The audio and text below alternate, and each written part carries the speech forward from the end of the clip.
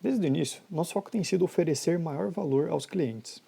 Percebemos que a web era, e ainda é, uma World Wide Wait. Portanto, nossa intenção é oferecer aos clientes algo que eles não conseguiriam obter de outra forma, e passamos ali a oferecer livros. Garantimos um catálogo muito maior do que seria possível numa loja física.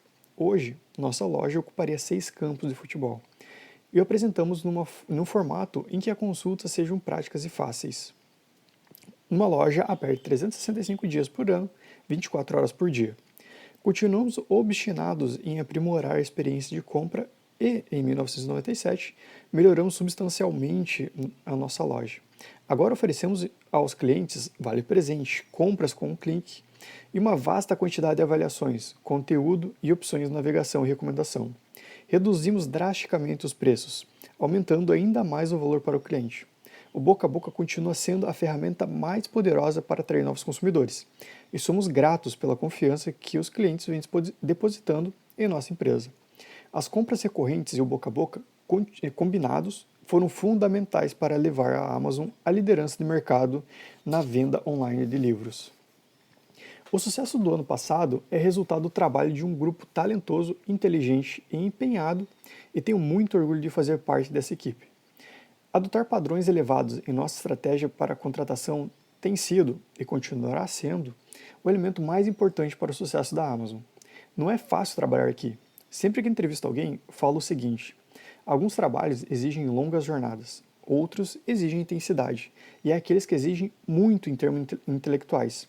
Só que na Amazon não dá para escolher apenas duas dessas três opções, mas estamos empenhados em construir algo importante, algo que faça diferença para os nossos clientes e sobre o qual possamos contar nossos netos no futuro.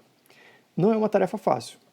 Somos incrivelmente privilegiados por dispor desse grupo de funcionários dedicados e apaixonados, que se sacrificam para construir a Amazon.com. Esse é um pedaço da carta, então, de 1997 de Jeff Bezos para seus acionistas, em que contida também no livro de hoje, que são as Cartas de Bezos. Os 14 princípios para crescer como a Amazon. As lições do fundador de uma das empresas mais valiosas do mundo, retiradas de suas mensagens aos acionistas. Foi escrito por Steve Anderson, onde que não é realmente 14 princípios que foram dispostos ou divulgados pela Amazon, mas foi por os estudos que ele fez diretamente pelas cartas do Bezos, ele conseguiu chegar nessas 14 lições. E agora vamos entrar então na parte dos ciclos de crescimento e nos princípios em si, né? Então o primeiro ciclo de crescimento seria o testar. Então esse ciclo específico ele envolve três dos principais princípios encontrados nas cartas da Amazon. Seria incentivar o fracasso bem-sucedido, o outro, apostar em grandes ideias, e por último, praticar invenção e inovação dinâmica. E ele começa com o seguinte texto: na Amazon, testar é um estilo de vida. Todos os membros da equipe são incentivados a testar coisas novas para melhorar o funcionamento da empresa. Se algo não dá certo, ninguém é punido. Os funcionários são estimulados a examinar o que não funcionou e aprender com isso. Quando algo dá certo e tem grande potencial, a Amazon aposta pesado. Todas as pessoas em todos os níveis recebem as ferramentas necessárias para serem inventivas. O incentivo aos testes faz da Amazon uma organização extremamente criativa. Contudo, por definição, quem testa corre o risco de falhar. A maioria das empresas enxerga as falhas como um risco a ser evitado, mas Bezos pensa exatamente o contrário. E aí que entramos no princípio 1, incentivar fracasso bem-sucedido. E o que eu acho muito interessante desse livro é que quando ele apresenta cada um desses princípios, ele também traz, já logo em seguida, alguma citação ou alguma frase, algo que envolve esse princípio que foi falado por Bezos, seja nas cartas, seja uma conferência, seja em alguma palestra, onde que ele estava. Nesse princípio, ele começa com uma citação do Bezos da conferência Ignition de 2014 do site Business Insider, que é a seguinte: contabilizei fracassos na Amazon na ordem de bilhões de dólares. Literalmente bilhões de dólares. Quem se lembra da Pets? Ou da Cosmo? Foi como fazer um tratamento de canal sem anestesia. E não é nada divertido. Mas também pouco importa. E essa última frase, ela incorpora muito essa questão do incentivar o fracasso bem-sucedido e que você consegue sempre tirar algo positivo, mesmo que tiver dado errado aquela tua ideia. Que também isso pouco importa. Se você conseguir trazer isso como uma informação diferente, como um aprendizado, isso não tira aquele impacto negativo, né, do gasto que você teve com aquela ideia. E logo em seguida o autor já começa. Jeff Bezos ele percebe desde muito cedo que se não assumisse riscos, investisse em riscos e criasse intencionalmente oportunidades para fracassar, não conseguiria crescer nem pensar grande o bastante. Infelizmente, a maioria das pessoas e das empresas encara o fracasso como algo a ser evitado a qualquer custo. No entanto, você nunca será capaz de crescer como a Amazon se não estiver disposto a correr o risco de fracassar. Ora, se o fracasso nem sempre é algo negativo, o que o torna bem-sucedido? De forma resumida, um fracasso bem-sucedido é aquele em que você aprende com ele e aplica o que aprendeu. E isso faz toda a diferença. E é aqui que eu acho que mora um gancho muito bacana que, na verdade, o Bezos comenta o tempo inteiro nas cartas e envolve o livro inteiro sempre quando fala algum fracasso ou algo assim. Que não é só aprender com o erro, é aplicar o que você aprendeu. Então é tirar esse conceito, o que aconteceu com aquele erro e aplicar numa coisa diferente em algum outro produto, uma outra vertente, outra forma de aplicação dentro da empresa. E depois ele fala, a partir do que escreveu nas cartas aos acionistas e em outros lugares, vemos que Bezos acredita no conceito do fracasso bem-sucedido. O processo de aprendizado é tão importante que ele incorpora o fracasso intencionalmente a seu modelo de negócio. Se ele tenta alguma coisa e dá certo, ótimo. Mas se não dá, ele busca não apenas uma forma de fazer dar certo, mas também de fazer valer a pena. Em dezembro de 2014, numa entrevista para Henry Blodgett, não sei se estou falando certo, mas mais ou menos isso, é um cofundador e editor do site Business Insider, Bezos falou sobre o papel do fracasso na Amazon. E é o seguinte, uma das minhas funções é incentivar as pessoas a serem ousadas. Isso é muito difícil.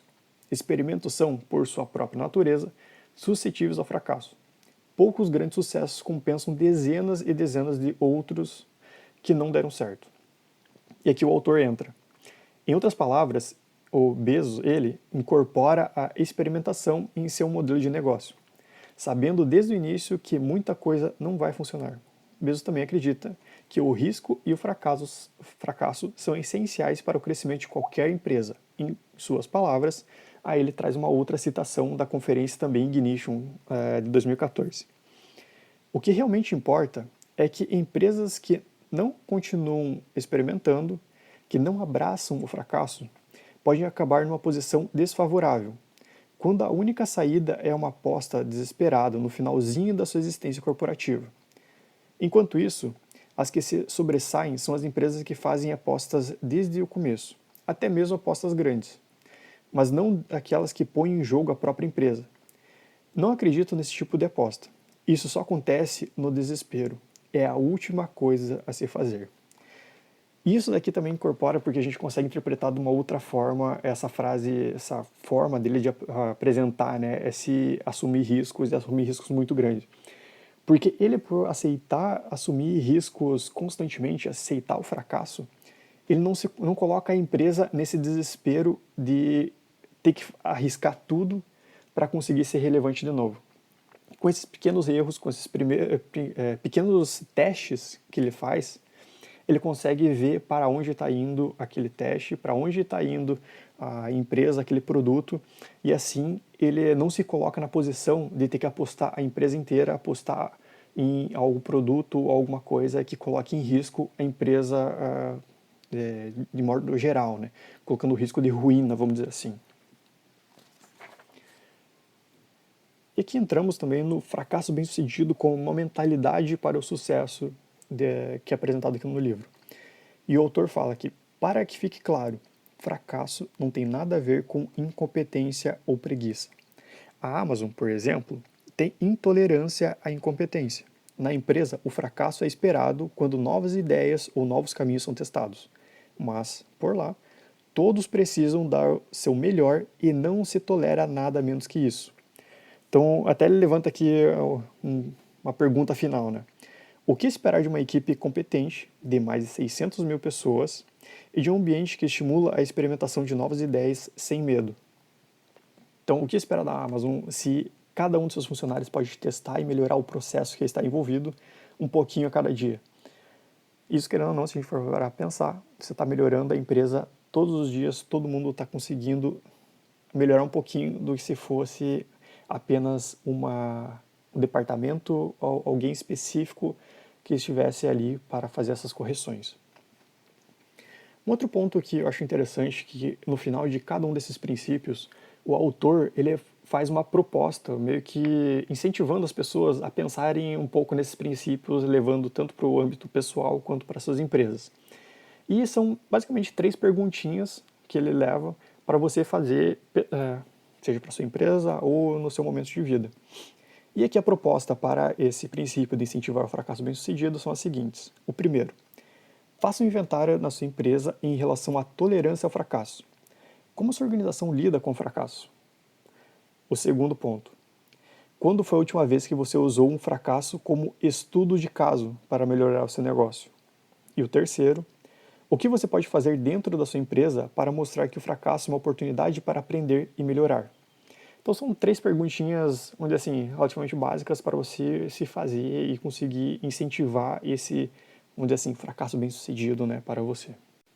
Já o princípio 2, ele envolve apostar em grandes ideias. E para esse princípio temos uma citação do Bezos da carta de 2014, em que ele fala: depois de 2 décadas assumindo riscos e trabalhando em equipe, com a generosa ajuda da sorte ao longo de todo o caminho, estabelecemos ótimas parcerias com 3 companhias que acredito que sejam para a vida toda: o Marketplace, o Prime e a AWS. Todas essas iniciativas foram, a princípio, apostas ousadas, e muita gente sensata teve muito medo de que pudesse não dar certo. Mas nessa altura já ficou claro que são companhias especiais e que somos sortudos por poder contar com elas.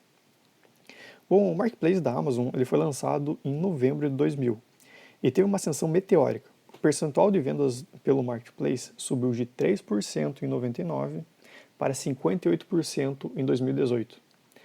E querendo ou não, a gente pode ver que essa explosão do Marketplace e o sucesso que ele teve, na verdade veio do ensinamento e do aprendizado que a Amazon teve com uma falha na tentativa de permitir vendas de terceiros dentro dessa plataforma, com a plataforma que eles chamavam de Z-Shop, em que, na verdade, era basicamente como se fosse um site, uma área separada dentro do site da Amazon, em que a venda de parceiros poderia ocorrer ali e fazer essa intermediação com os clientes que a Amazon já tinha. Só que, por ser páginas separadas e terem acessos diferentes, acabou que não deu muito certo. E a Amazon acabou fechando essa plataforma, acabou desistindo dela. Só que depois, quando decidiram adicionar esse marketplace, essa venda de terceiros dentro do produto principal deles, onde que eles estavam vendendo os produtos deles, foi que deu tão certo, e com esses ensinamentos que eles tiveram na falha do Z-Shop, foi que eles conseguiram estruturar um marketplace robusto e que com as estratégias certas, né, para fazer dar certo. E a Amazon, querendo ou não, ela é obcecada pela experiência do cliente.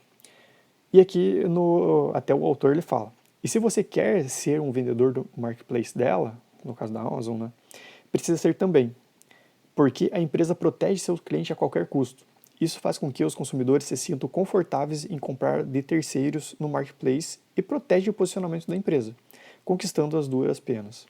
Ou seja, ele também tenta proteger o seu cliente da forma que conseguir. Mesmo ele oferecendo produto de terceiros, eles querem uma experiência muito boa e se mantém a barra lá em cima, e eles ficam controlando diretamente como que está essa venda desses terceiros dentro da plataforma deles.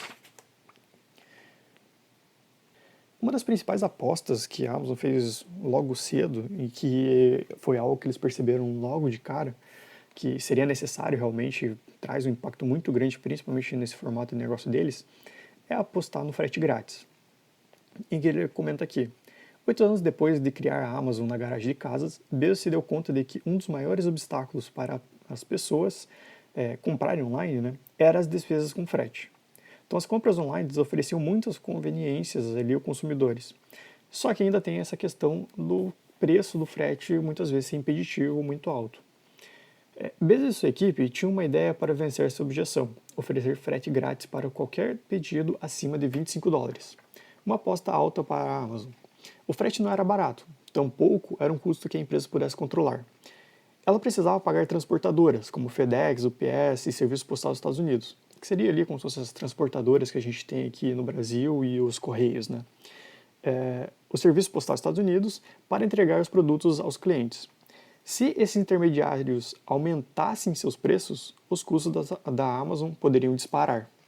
Ou seja, como ela dava esse preço gratuito para os clientes dele, se quem ela estava utilizando aumentasse muito esse preço, poderia ser algo se tornar inviável, né, com o tempo para eles.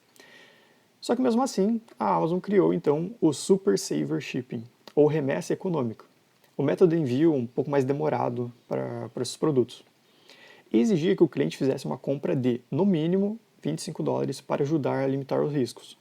Assim, o investimento no frete grátis era uma aposta enorme.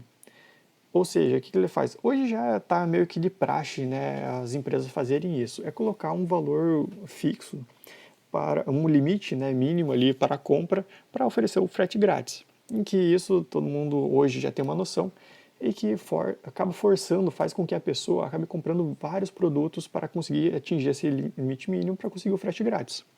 E querendo ou não, como naquela época não era comum ter esse tipo de proposta para o frete, acabou dando muito certo. E 3 anos depois, o frete grátis havia se tornado tão popular que a Amazon dobrou a aposta e lançou o Amazon Prime. Inicialmente era uma assinatura anual, né, com $79, em que o cliente ele poderia se inscrever no programa e receber frete grátis ilimitado, com entregas em até 2 dias, isso, claro, lá nos Estados Unidos, né? E com um acréscimo de $3,99, né, no pedido, eles recebiam a entrega em 1 dia. E isso, na verdade, essa Amazon Prime, hoje a gente já sabe que deu muito certo, acabou aumentando o preço, né, depois de um tempo, hoje acho que está $119, acho que é anual, se não estou enganado, e vários outros produtos, features foi adicionado no Amazon Prime para agregar valor. Só que até aqui apresenta assim: o mais impressionante foi que os membros do Amazon Prime gastaram, em média, $1.400 na loja em 2018, enquanto clientes que não eram Prime gastam em média $600. Ou seja, aqueles assinantes da Amazon Prime, mesmo eles tendo um custo, um valor fixo ali mensal e a Amazon arcando com todo o frete, dependente do quanto que eles compram, acabou que fez com que esses clientes acabam gastando cada vez mais dentro do site da Amazon. E isso eis um fato interessante que apresenta aqui no livro também. Só em 2018, a Amazon gastou $27,7 bilhões em despesas com frete. Então, hoje, claro, a Amazon já tem vários outros benefícios, né, dentro da Amazon Prime que foi adicionado aos poucos, em que foi, querendo ou não, sendo adicionado conforme eles viram a demanda, né, para atrair novas pessoas para a assinatura. Então, na carta de 2014, Bezos comentou sobre a Amazon Prime e a aposta do frete grátis. Então, 10 anos atrás, lançamos o Amazon Prime, e a ideia inicial era ser um programa de preço fixo oferecendo frete gratuito e rápido. Fomos alertados diversas vezes de que era uma jogada arriscada e, em certo sentido, de fato era. No primeiro ano, deixamos de receber milhões de dólares em receita com frete, e não havia respaldo matemático para mostrar que a ideia valeria a pena. Nossa decisão de seguir em frente pautava-se por resultados positivos que tínhamos alcançado antes, quando criamos o Super Saver Shipping gratuito, ou pela intuição de que os clientes rapidamente se dariam conta de que tinham encontrado o melhor negócio de todos os tempos. Além disso, as pesquisas diziam que, se ganhássemos em escala, conseguiríamos baixar significativamente os custos de entrega rápida. E o que é interessante aqui? É perceber o quanto que eles já sabiam, já conheciam o seu cliente e como realmente resolver a dor daquele cliente. Porque ele até pauta aqui que, mesmo ele não havendo respaldo matemático para mostrar que a ideia valeria a pena, eles sabiam que isso era uma dor muito grande dos seus clientes, que mesmo eles comprando online, o frete, muitas vezes o valor ali agregado daquele frete, acabava sendo muito alto e um impeditivo muito grande para as pessoas comprarem. Eles arrancando isso daí fora, eles sabiam que com a escala, com cada vez mais pessoas que fossem entrando e quanto mais a proposta fosse ficando melhor para os clientes, mais gente fosse sabendo disso, eles conseguiam diminuir o custo para o frete, eles conseguiriam aumentar a quantidade de vendas e com isso melhorando significativamente o negócio deles, né?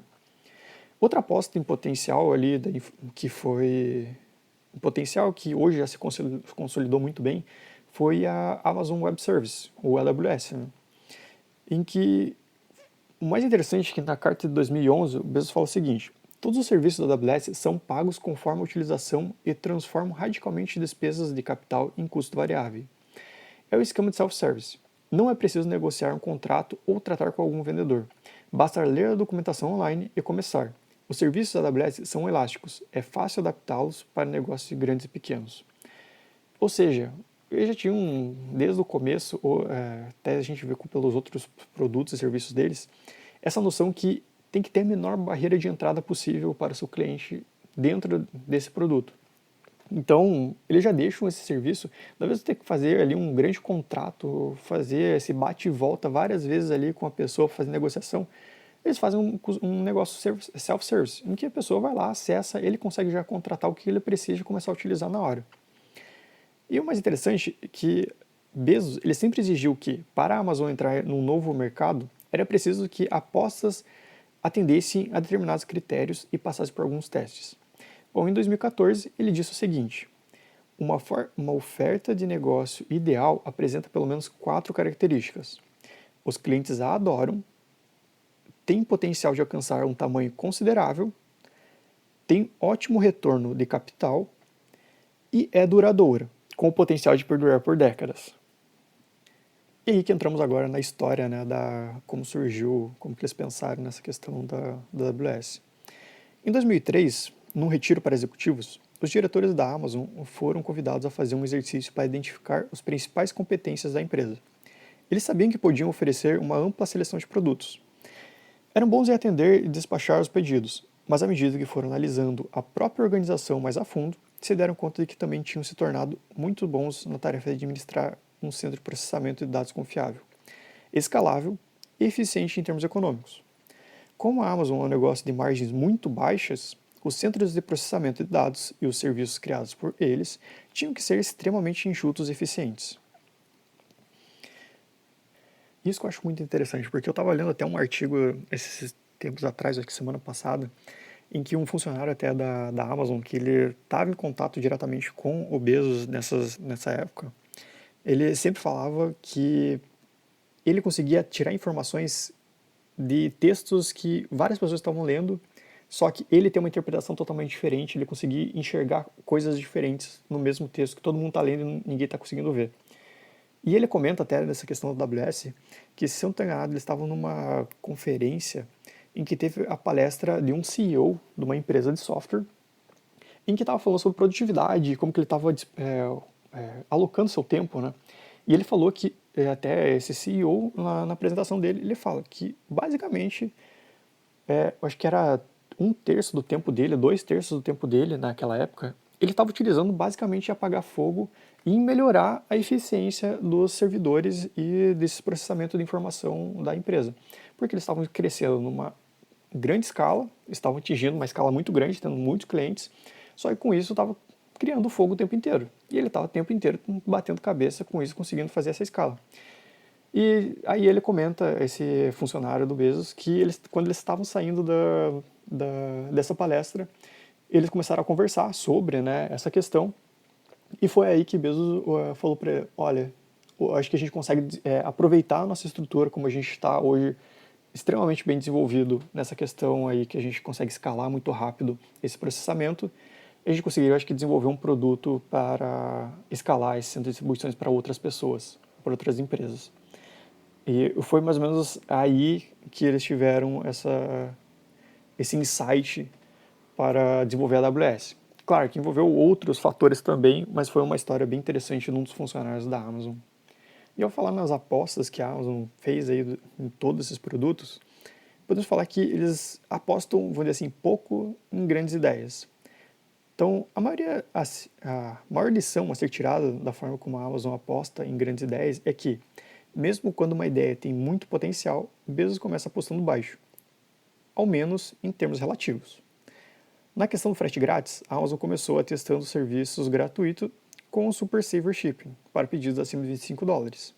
Quando a iniciativa foi muito bem sucedida, eles apostaram um pouco mais alto no Amazon Prime.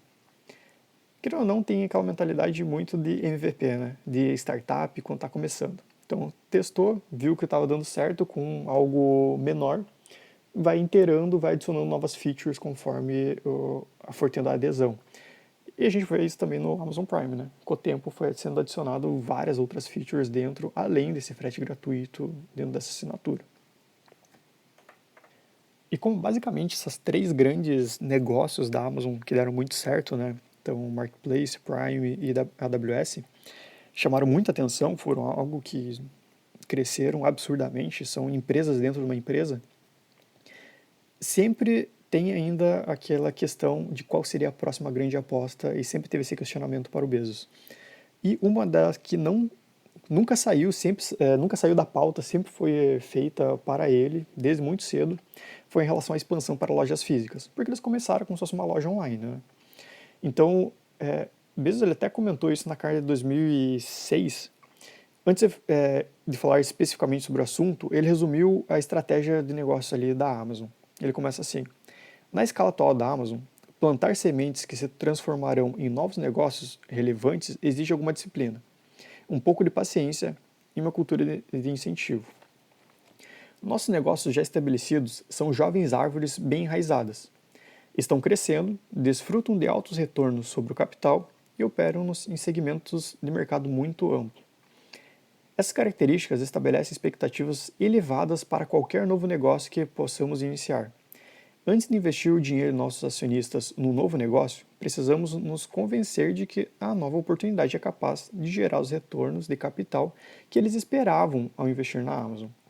Precisamos também nos convencer de que o novo negócio é capaz de atingir uma escala que seja significativa no contexto da empresa como um todo.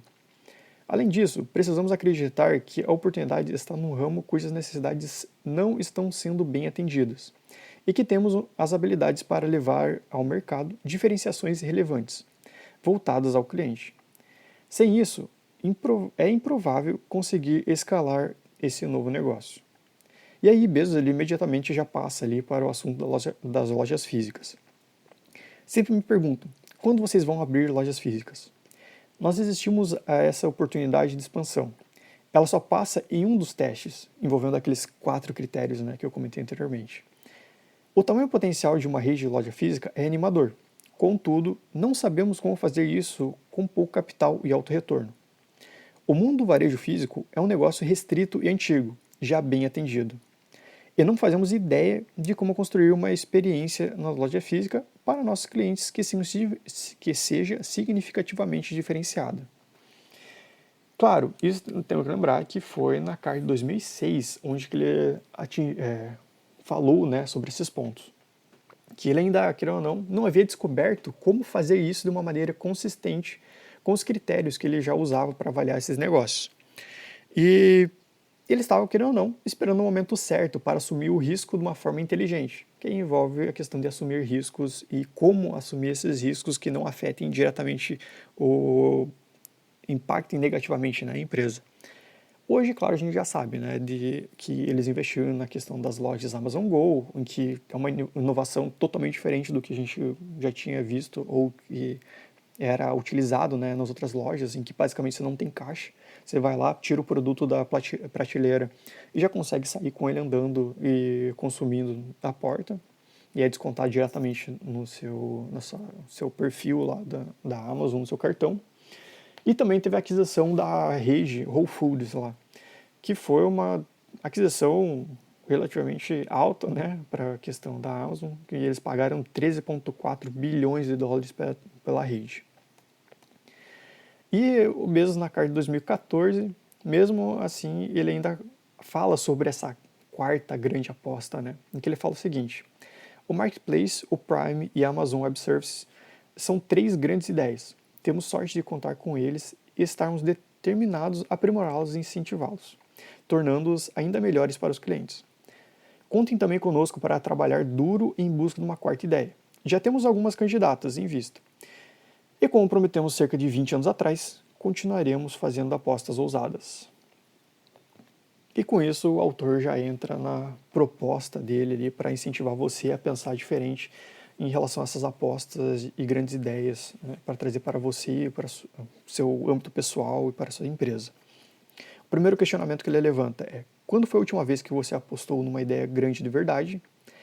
O segundo: o que você pode fazer para incentivar sua equipe, ou até mesmo você mesmo, a querer explorar novas grandes ideias? E o terceiro: em qual grande ideia você estaria disposto a apostar agora? Uma área em que nos destacamos muito é o lidar com o fracasso. Acredito que sejamos o melhor lugar no mundo para falhar. Temos muita prática. Pois fracasso e invenção são gêmeos inseparáveis. Para inventar, é preciso experimentar. E se você sabe de antemão que alguma coisa vai dar certo, isso não é mais um experimento. Esse é um pedaço da carta de 2015 que retrata muito bem o princípio 3, que é praticar invenção e inovação dinâmica. Em que um cara que entrou na história, que é muito conhecido por praticar invenção e inovação dinâmica, é o famoso Thomas Edison.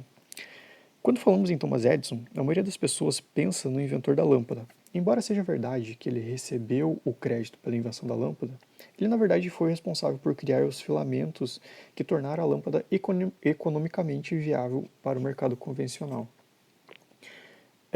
O Edison ele ficou muito conhecido, né, por aquela famosa frase dele: se eu descobrir 10 mil jeitos que não funcionam, eu não falhei. Não desanimo, porque cada tentativa errada e descartada costuma ser um passo adiante. E querendo ou não, Edison é sempre lembrado, as pessoas pensam naquele velhinho, naquela pessoa sentada em casa, na garagem, sozinho, fazendo mil e umas invenções e criando tudo sozinho. Mas na verdade o Edison era brilhante o bastante para não tentar fazer tudo sozinho. Então no final ele acabou criando vários laboratórios ali por New Jersey, nos Estados Unidos, em que ele contratava várias pessoas para trabalhar nesses laboratórios e ajudar ele nessas invenções e criar coisas novas. E uma frase que eu acho muito interessante dele, que até tem aqui no livro também, que ele fez um comentário direto, querendo ou não, sobre esse processo de tentativa e erro dessas invenções. A medida real do sucesso é o número de experimentos que podem... A medida real do sucesso é o número de experimentos que podem ser encaixados no espaço de 24 horas. Ou seja, quantos experimentos você consegue fazer para você tentar chegar no resultado que você quer. Aqui ele não fala nada de ser realmente um experimento ter sucesso ou que tudo deu certo. Ele fala que você tem a quantidade de vezes que você consegue testar alguma coisa em 24 horas. E querendo ou não, Bezos ele fala bastante sobre isso, né? E até agora a gente viu que ele incentiva isso para todo mundo dentro da empresa. E Bezos ele incentiva a experimentação em todo o nível organizacional, em todos os departamentos, o que inclui basicamente qualquer um que receba o salário na Amazon.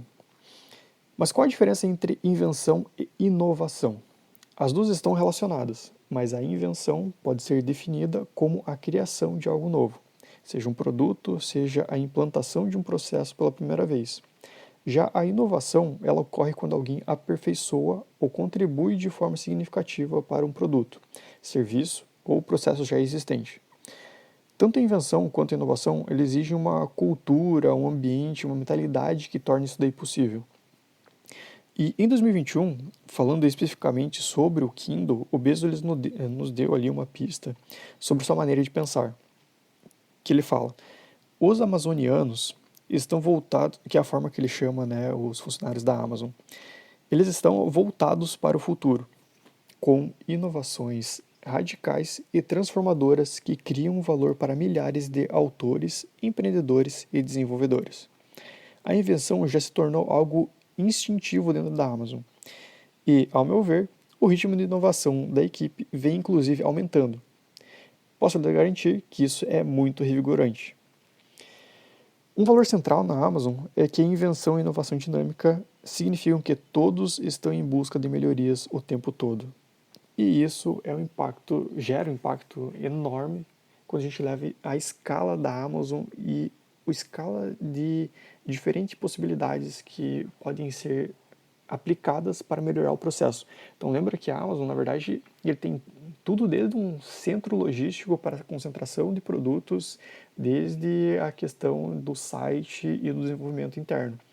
Então, a quantidade de problemas ou detalhes que podem ser melhorados por um funcionário que está ali na linha de frente e fazendo aquilo ali todo dia é muito grande.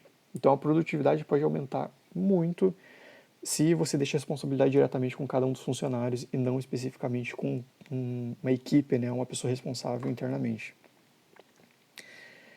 Com mais de 600 mil funcionários, é muito mais fácil incentivar todos a testar e compartilhar suas melhores ideias do que tentar identificar quais deles são os inventores, que concebem novos produtos, ideias, plataformas ou processos. Deixe que os inventores se destaquem, incentivando todo mundo a sugerir maneiras de criar e melhorar o que já existe. O resultado pode ser surpreendente.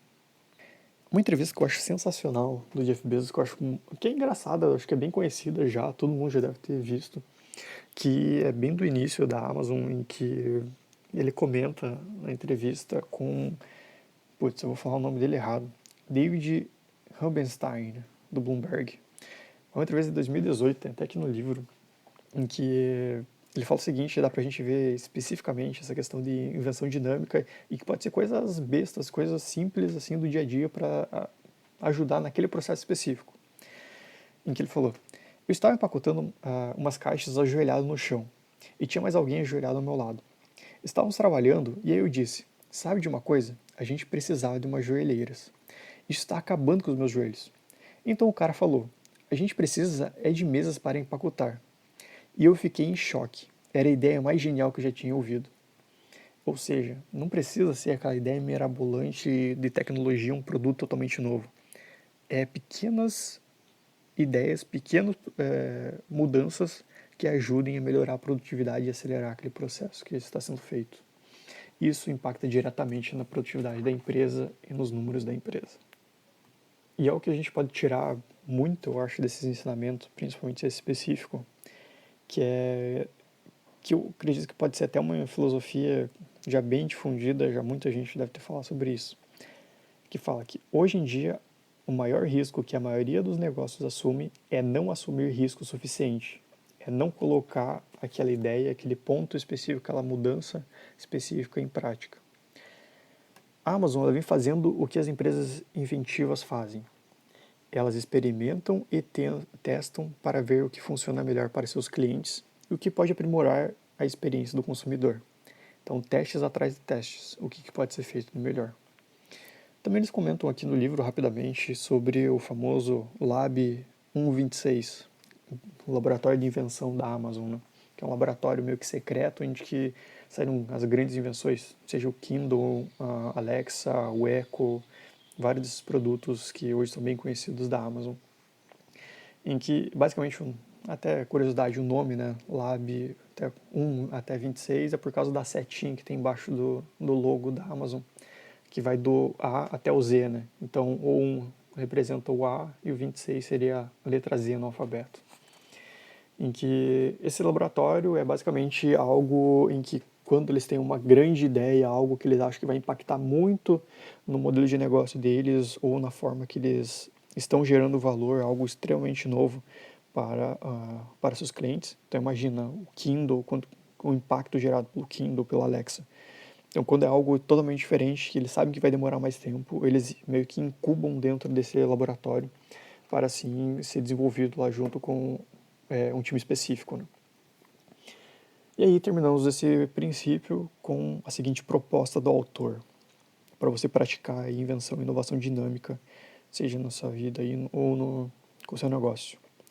Primeiro ponto, nos próximos 30 dias, dedique algum tempo a se perguntar: qual é a próxima inovação que eu quero testar no meu negócio? E o segundo ponto, como você pode implantar um Lab 126 dentro da sua empresa? E assim nós encerramos o primeiro ciclo é apresentado aqui nesse livro. E agora nós vamos entrar no ciclo de crescimento, que seria o construir, que envolve ter obsessão pelo cliente, aplicar um pensamento em longo prazo e compreender o seu flywheel, o famoso círculo virtuoso. Na Amazon, construir é transformar ideias promissoras em iniciativas sólidas. E a empresa faz isso garantindo que todos os seus investimentos sejam baseados no que os clientes de fato querem. A boa notícia é que os riscos de curto prazo, eles ajudam a descobrir quais iniciativas têm maior probabilidade de sucesso, de modo que as outras sejam eliminadas e se transformem ali em aprendizado. Assim, num contexto mais amplo, poupa-se tempo, energia e capital. Bezos não tem interesse em construir nada que apenas gere dinheiro no curto prazo. Na verdade, a Amazon se assegura de que todas as iniciativas sejam coerentes com seu modelo de negócio principal, que Bezos chama de flywheel, termo cunhado por Jim Collins no livro Empresas Feitas para Vencer. Essa abordagem torna a Amazon uma empresa altamente focada e sólida, e ainda assim, muito ágil. No princípio 4, que seria ter a obsessão pelo cliente, nós começamos com duas citações das cartas de Bezos que relatam bem esse princípio. Uma de 98 e a outra de 2008. Então, sempre digo a nossos funcionários para eles terem medo, para acordarem todos os dias morrendo de medo. Não dos nossos concorrentes, mas dos nossos clientes. Nossos clientes fizeram da nossa empresa o que ela é hoje. Nossa relação é com eles, e é com eles que temos uma enorme obrigação. Eles são leais a nós, só até o momento em que outra empresa oferece um serviço melhor. E isso remete muito àquela famosa frase do Sam Walton, do Walmart, né, o fundador do Walmart, em que ele fala muito sobre isso, em que o cliente, na verdade, é o real chefe da empresa, é quem manda na empresa toda. Porque ele é o único que pode demitir uma empresa inteira, apenas gastando seu dinheiro no concorrente numa outra empresa. Isso remete muito a essa questão que nem o Bezos acabou de falar. E outra citação ali de 2008 é: trabalhar a partir das necessidades dos clientes nos obriga a adquirir novas competências e exercitar novos músculos. Mesmo que esses primeiros passos sejam desconfortáveis e constrangedores. Ou seja, sempre está descobrindo coisas novas e tentando desenvolver novas habilidades.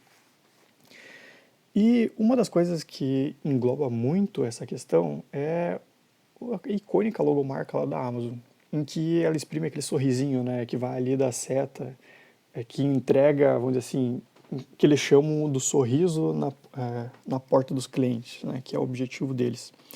Quando a logomarca ela foi atualizada em 2000, a Amazon afirmou: o sorriso agora começa embaixo do A e termina na sua covinha embaixo do Z, enfatizando que a Amazon oferece de A a Z tudo que o cliente possa querer comprar online. A verdade é que o maior desejo da Amazon é ver os clientes felizes, e o Bezos quer que todos dentro da empresa sejam obcecados pelo cliente.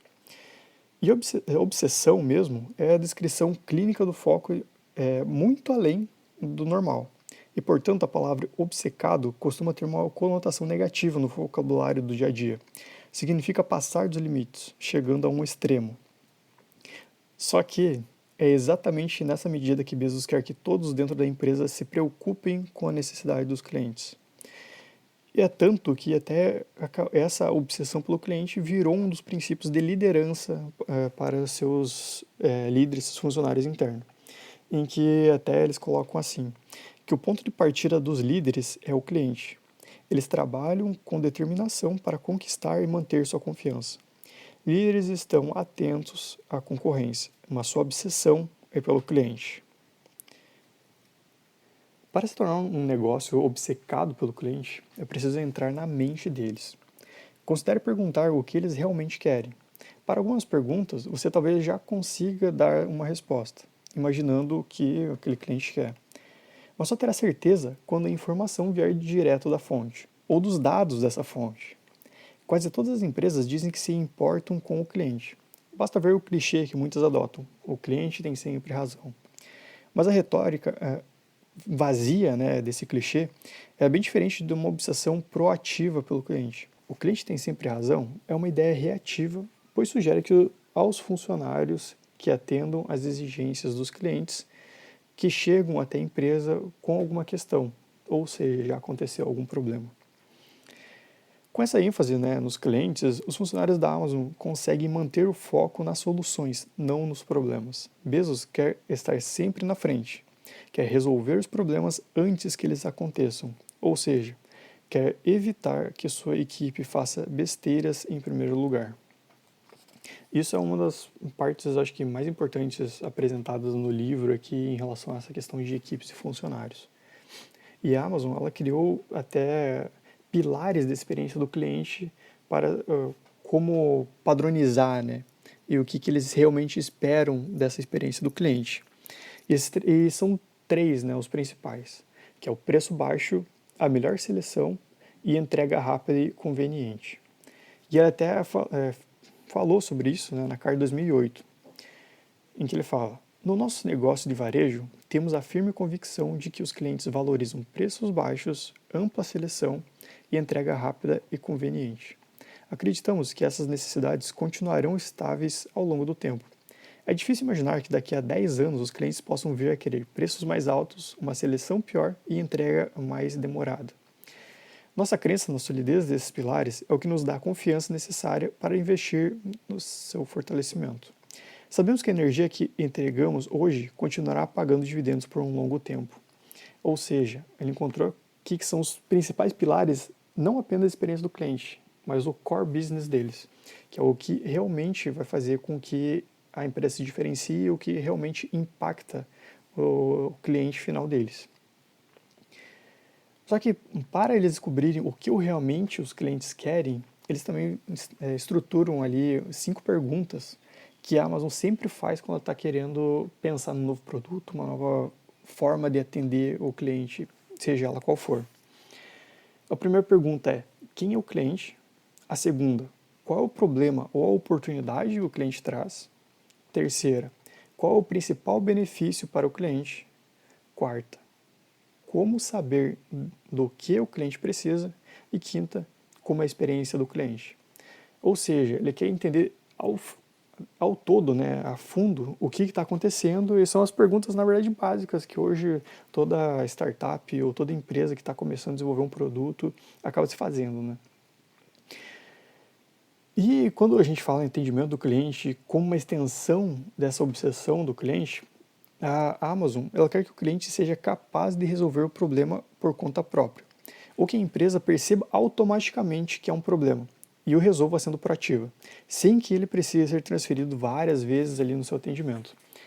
E até mesmo, mais do que isso, né, o Bezos, ele sabe que o segredo para o crescimento e o sucesso realmente da empresa não é ter mais gente trabalhando no atendimento ao cliente, mas eliminar os problemas antes que eles se espalhem e que aconteçam ali dentro da empresa.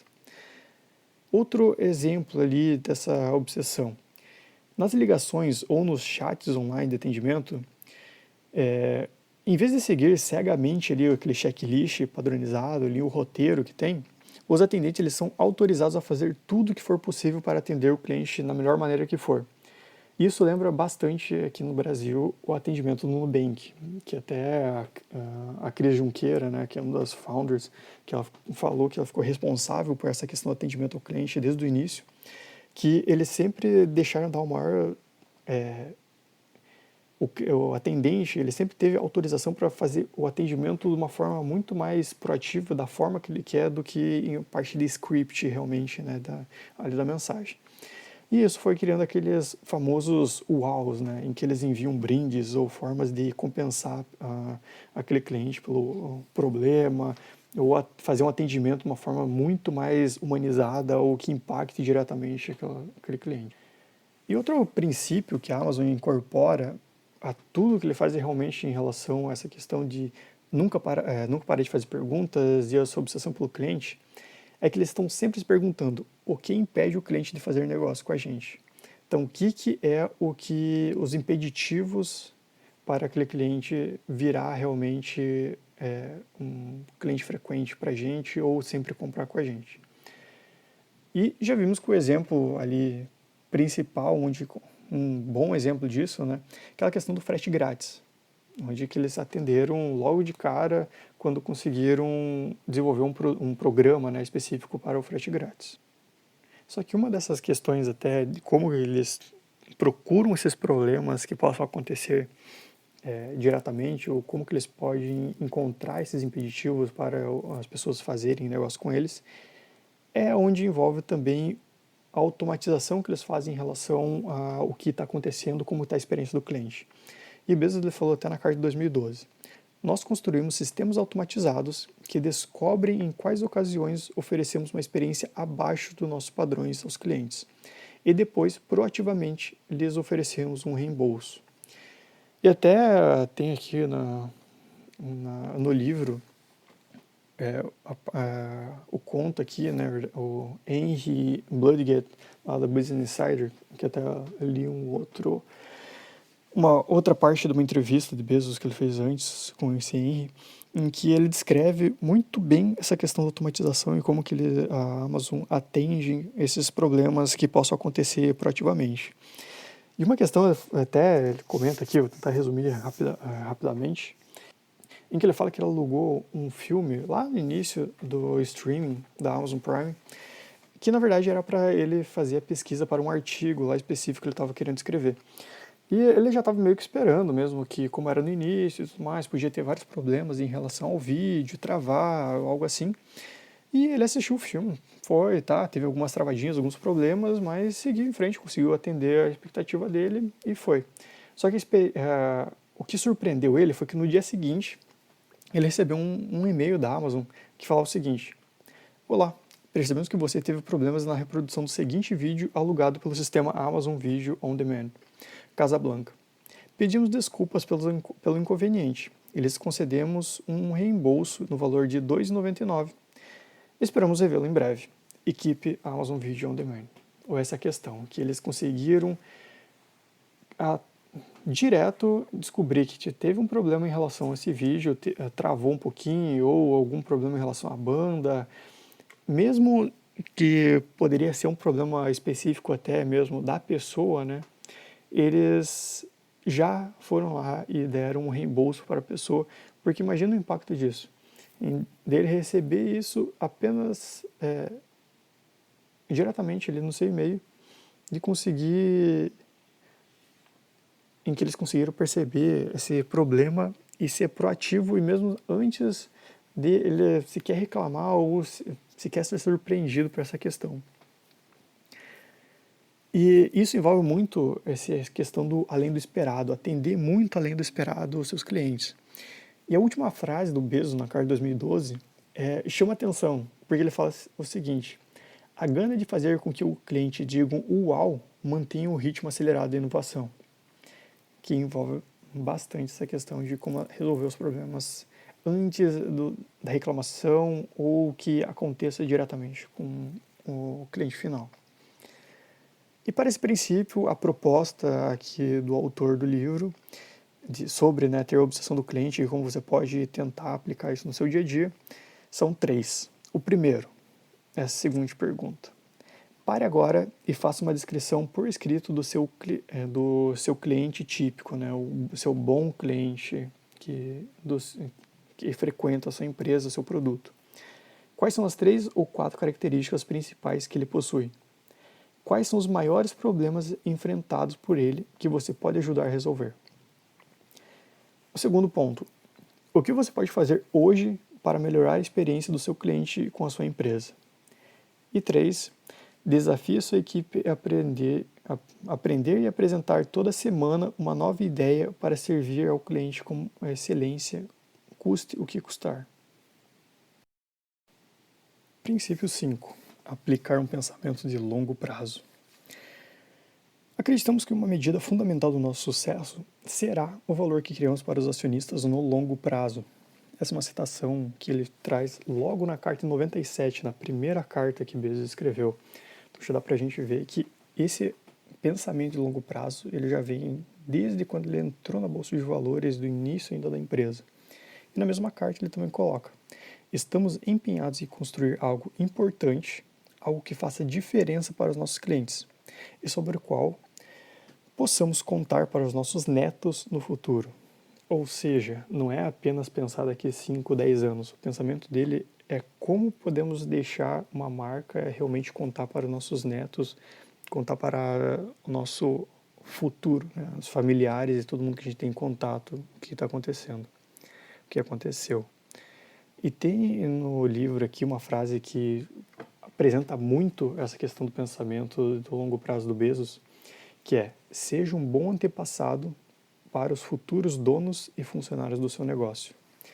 Ou seja, faça hoje o que você gostaria que o seu eu ou sua empresa de amanhã gostaria que você tivesse feito. Então, faça hoje aquilo que tem o maior impacto, que seja necessário para atingir aquele resultado lá da frente, ou que é necessário, né, para realmente chegar naquele resultado que você espera lá na frente. Então, isso resume bastante, até condensa um pouco essa mentalidade, né, da Amazon e do Bezos. Na inspiradora carta de 1997, por exemplo, o Bezos ele dedicou uma sessão inteira ao pensamento de longo prazo como a medida de sucesso na Amazon. Nessa sessão intitulada "É tudo uma questão de longo prazo?", ele enfatiza que aumentar o valor de longo prazo deveria ser a medida fundamental do sucesso da Amazon. Em outras palavras, enquanto os investidores talvez estejam preocupados com o balanço trimestrais da empresa, Bezos os enxerga como secundários. Seu tempo e sua atenção estão muito mais focados no longo prazo. O pensamento de longo prazo ele permite que a empresa se concentre nas métricas que mais importam, que, no caso da Amazon, são o aumento do número de clientes e da receita. Investir na experiência do cliente e aprimorá-la faz com que as compras recorrentes e a força de marca aumentem. Isso voltando lá no nosso flywheel, no flywheel da empresa, fazendo com que ele gire cada vez mais rápido. E ele também tem um outro trecho aqui da carta de 1997, em que ele fala que queremos compartilhar nossa estratégia básica de gestão e tomada de decisão de modo que vocês, nossos acionistas, possam confirmar se ela está de acordo com a sua filosofia de investimento. Ou seja, ele já sabe que essa estratégia que ele tem de não se importar, mas de pensar apenas no longo prazo e ser uma meta secundária, essa questão de curto prazo, trimestral, sabe que não é uma estratégia muito bem vista ou que é para todos os tipos de investidores. E até tem aqui no livro, ele continua. Bezos chegou a pedir a potenciais investidores que evitassem investir na Amazon se sua filosofia de investimento não fosse compatível com o pensamento de longo prazo. Ele fez justamente isso nessa carta em 1997, numa época em que a maioria das startups estava praticamente implorando por investidores. Já Bezos não. Atrair investidores não era tão importante quanto manter o foco no longo prazo. Isso se deve bastante até porque em 2000 a gente teve a famosa bolha, né, lá da tecnologia do ano de 2000, em que basicamente todas as bolsas de valores derreteram e todas as empresas de tecnologias ficaram com um valuation muito mais embaixo, tiveram uma queda significativa na precificação, e a Amazon, querendo ou não, foi uma das afetadas. E até o Bezos coloca em uma dessas cartas a visão dele um pouco e traz um pouco sobre o que aconteceu na bolsa nesse ano e qual a visão dele em relação a isso, que eu acho que é bem interessante. Ele fala assim: no momento em que escrevo essa carta, nossas ações apresentam uma queda de 80% em relação ao período em que escrevi a carta do ano passado. No entanto, por quase qualquer parâmetro, a Amazon se encontra agora numa posição mais sólida do que qualquer outro momento no passado.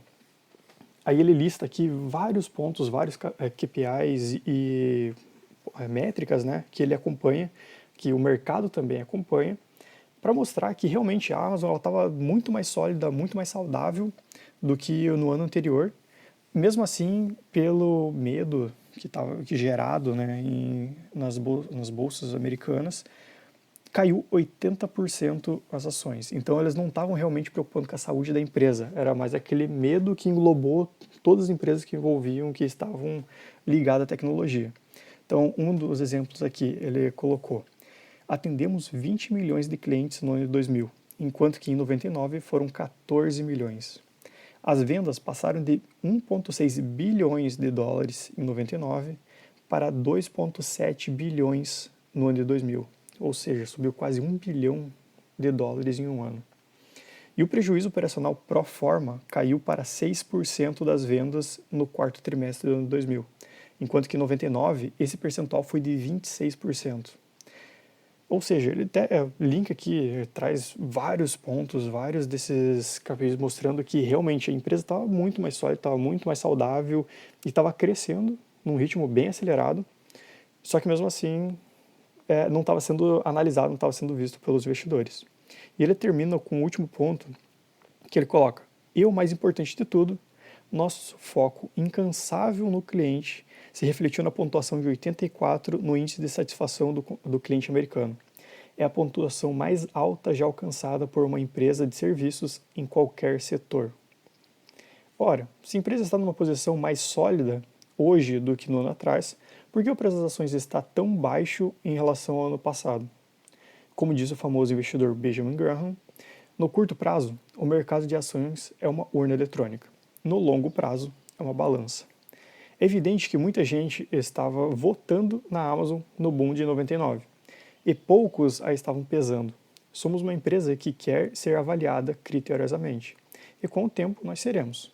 A longo prazo, todas as empresas serão. Enquanto isso, estamos trabalhando com total dedicação para construir uma empresa cada vez mais robusta. Então, ele mostra que mesmo esse tipo de avaliação, né, que o mercado faz, eles ainda estão focados nessa construção de longo prazo e mostrar realmente que a empresa tende a ser e precisa ser avaliada de forma mais criteriosa. E ele define com muita clareza as estratégias do longo prazo e como faz a gestão a tomada de decisão realmente para esse quesito, mas é realmente uma lição sobre o crescimento aí e como que ele apontou essa questão mesmo nas adversidades e com os problemas que estavam acontecendo. Então, vale muito a pena dar uma olhada nessa carta em 97 e 99 e 2000 para você ver esse contexto, né, como que muda esse pensamento dele em relação à gestão de crise e pensamento de longo prazo. Fechando esse princípio, vamos para a proposta em relação a aplicar um pensamento de longo prazo. Também são 3 pontos. O primeiro dele, você tem uma lista de objetivos financeiros e estratégicos de longo e longuíssimo prazo para a sua empresa? O segundo, sua equipe só é recompensada com base no desempenho trimestral ou anual, sem qualquer recompensa por ação que só terão resultados no longo prazo? E o último, como você pode mudar as recompensas no curto prazo de modo a incentivar o pensamento de longo prazo? Então aqui são algumas das propostas, né, e pensamentos, indagações para você se fazer para pensar no longo prazo também para você e a sua empresa. Bom, o princípio 6, eu acredito que é um dos mais importantes até dos princípios, principalmente levando em consideração se é uma empresa que está construindo seu ecossistema realmente de produtos, né, que envolvem a empresa, ou está naquela fase já indo para a parte de crescimento, escala, que é compreender o seu flywheel, ou o círculo virtuoso, né? Quais seriam, vamos dizer assim, suas alavancas de crescimento, as alavancas que fazem com que a empresa gire cada vez mais rápido. E Bezos, na carta de 97, ele já trouxe, né, já apresentou ali um pouco de seus pensamentos em relação a isso. Já investimos e vamos continuar investindo pesado para expandir e alavancar nossa base de clientes, nossa marca e infraestrutura à medida que estabelecemos uma empresa duradoura. Então aqui ele já apresenta, né, que ele quer expandir e alavancar a base de clientes, a marca e a infraestrutura, sabendo que isso é um dos principais pontos do seu flywheel. E na carta de 2015 ele já apresenta até um exemplo que é até a questão do marketplace e mostra um pouquinho como que isso impacta, como que saber como o círculo virtuoso, suas alavancas funcionam, conseguem fazer que a empresa cresça mais rápido. O marketplace é ótimo para os clientes porque agrega uma seleção ímpar e é ótimo para os vendedores. Existem mais de 70 mil empreendedores vendendo anualmente mais de 100 mil dólares para a Amazon e criam mais de 600 mil novos empregos. Com o FBA, que seria o Fulfillment by Amazon, O flywheel gira mais rápido, porque os estoques dos vendedores se tornam elegíveis para o Amazon Prime. O Prime se torna mais valioso para seus membros e os vendedores vendem mais. Esse Fulfillment by Amazon que ele comenta aqui é um modelo em que basicamente os terceiros, né, as empresas que oferecem os produtos dentro da Amazon, enviam todo o seu estoque, todos os seus produtos diretamente para um centro de distribuição, um armazém da Amazon, em que eles cuidam de toda a parte de envio, devolução, empacotamento, conforme sendo feito ali algum pedido. Então, com isso, além da Amazon ajudar ali o vendedor, né, a empresa, a não se preocupar com essa parte de logística, ele também ajuda o cliente por ele conseguir ter essa qualidade de entrega, ele conseguir manter essa qualidade de tempo de entrega e de como está sendo enviado o pacote. E, querendo ou não, como é elegível também para o Amazon Prime, fica o frete gratuito, porque é ilimitado para os seus clientes, e com isso faz com que os vendedores acabem vendendo mais. Então, no best-seller Empresas Feitas para Vencer, Jim Collins faz uma analogia com os dispositivos mecânicos chamados flywheel, ou volante de motor, que seria o volante de inércia, para demonstrar por que algumas empresas se destacam e outras não. A conexão está entre o funcionamento do flywheel mecânico e o que faz a empresa criar e manter impulso. Então, num artigo escrito para a revista Inc., Jeff Heiden explicou: a premissa do flywheel é simples. Trata-se de uma roda extremamente pesada, que exige um enorme esforço para ser empurrada. Continue a empurrá-la que ela ganhará impulso. Continue a empurrá-la ainda mais e em algum momento a roda começará a contribuir para o próprio giro, gerando o próprio impulso. E é nesse ponto que boas empresas se tornam excepcionais.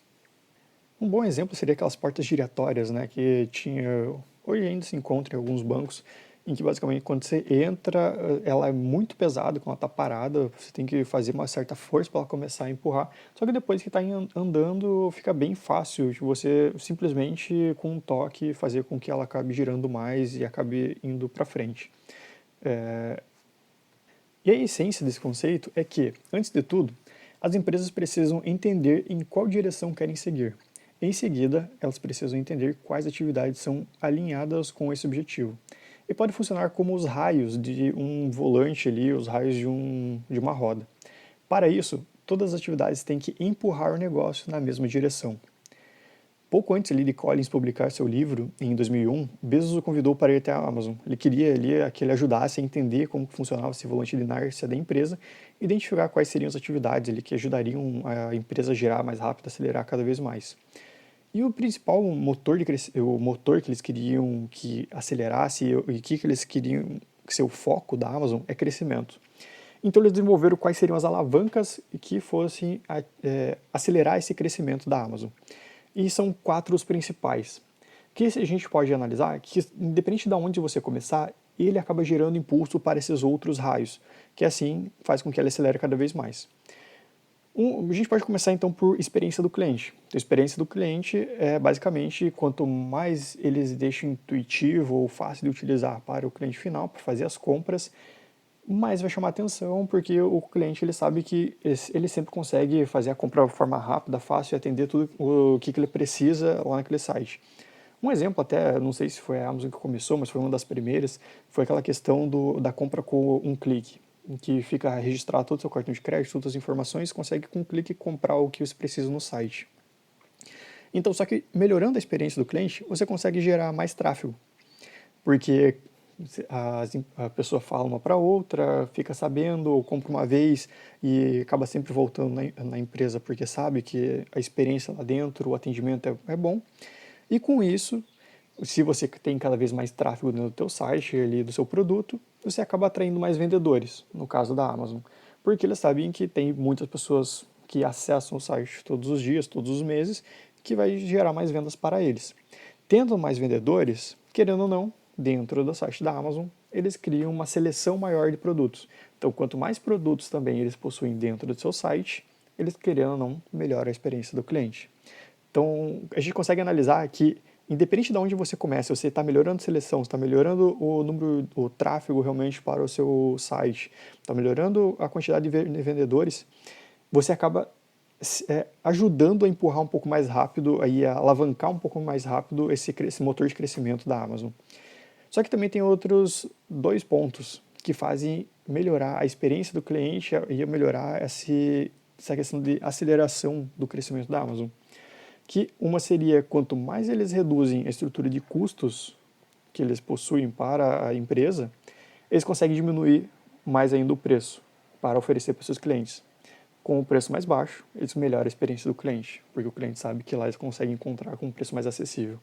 E assim vai acelerar ainda mais o seu motor. Então, a gente pode perceber que não importa o ponto de partida, não importa onde você decide começar, todos esses pontos fazem girar mais rápido o seu motor de crescimento. E o flywheel da Amazon, ele também conhecido ali como círculo virtuoso, ele definiu quais eram os elementos necessários para acelerar o crescimento da empresa. E esses elementos continuam praticamente inalterados até hoje. Então, esse é o formato macro ou geral da Amazon. Claro que hoje eles possuem vários produtos e várias empresas dentro da Amazon, né, como AWS, Marketplace, Prime, entre outros, que podem ter alguma variação, algum outro modelo diferente, mas esse funciona como se fosse o central da empresa. E ela se tornou um ótimo exemplo de uma capacidade de entender o próprio, essa capacidade de entender o próprio flywheel permite a empresa gerar impulso e resistir a distrações. Por que isso? Porque outra forma de pensar nesse círculo virtuoso, nessa alavanca de crescimento, é que ele pode servir também como um fator de decisão. Ele oferece alguns filtros que ajudam a avaliar onde e como concentrar seus recursos. Se a empresa se vê diante de uma atividade lucrativa, em primeiro lugar, precisa se perguntar se a oportunidade vai beneficiar uma ou mais das 6 áreas que interagem com suas alavancas. E em 2004, a Amazon lançou o programa Prime, que incluía frete grátis, rápido e ilimitado.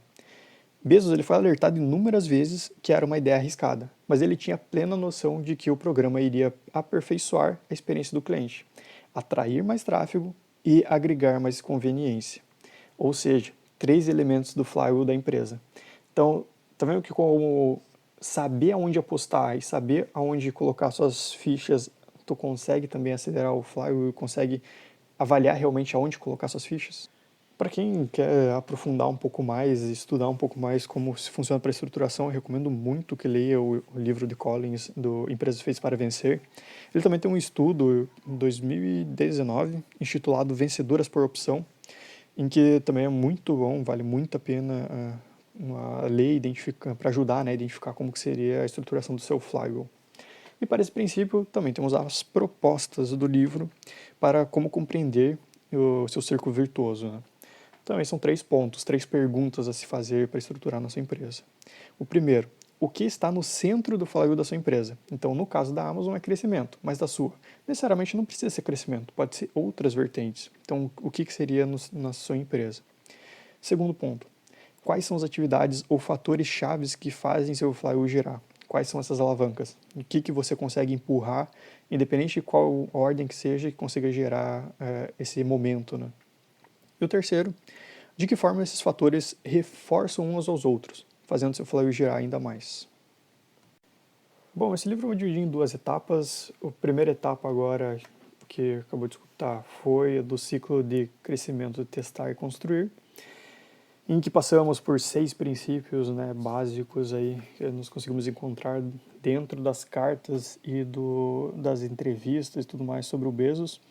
E a próxima parte nós vamos falar sobre o ciclo de crescimento, acelerar e escalar, que são 2 etapas bem diferentes, né, do que as outras 2 etapas iniciais, que apresentam uma visão um pouco mais diferente, que inclui um pouco mais sobre o processo e realmente como melhorar a cultura interna da empresa, em que é uma etapa bem diferente do que quando você está realmente construindo, saindo do zero, né, com uma empresa.